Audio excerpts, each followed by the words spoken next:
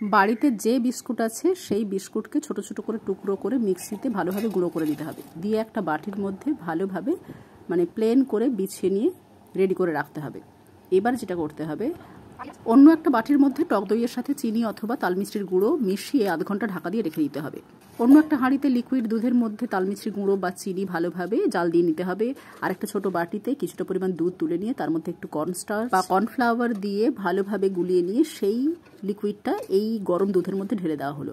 এবার হালকা আছে বেশ কিছুক্ষণ জাল দিয়ে নিতে হবে। এরকম ঘন হয়ে এলে এবার গ্যাস অফ করে এটা ঠান্ডা করে নিতে হবে।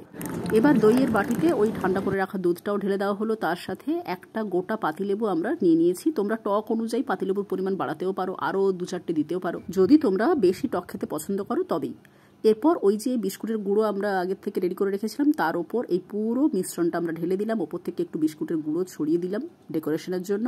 এবার ডিপ ফ্রিজে আমরা 1 থেকে 2 ঘন্টা রেখে দেবো। তারপর ওটাকে ওখান থেকে বের করে নর্মাল ফ্রিজারে 7 থেকে 8 ঘন্টা বা পুরো 1 রাতও রেখে দিতে পারো, কোনো অসুবিধে নেই। পরের দিন খুব ভালোভাবে জমে যাবে। তারপর পেস্ট্রি বা কেকের মতো কেটে কেটে তুলে নিয়ে প্লেটে দাও আর সার্ভ করো। খেতে খুবই ভালো হয়, এই গরমে খেতে খুব ভালো লাগবে। বানিয়ে তো ফেললাম আমরা এক প্রকার অতি সাধারণ লেমন পাই। এবার খুশি দিয়ে আর মামিমা খেয়ে কি বলে, হ্যাঁ ভালো হয়েছে বলছে। হোক না হোক এনাদেরকে যা দেবেন সব ভালো। কখনো আমাদের মন খারাপ করে এই ধরনের কোনো কথা বলে না, যা বলবে হ্যাঁ ভালো হয়েছে ভালো হয়েছে।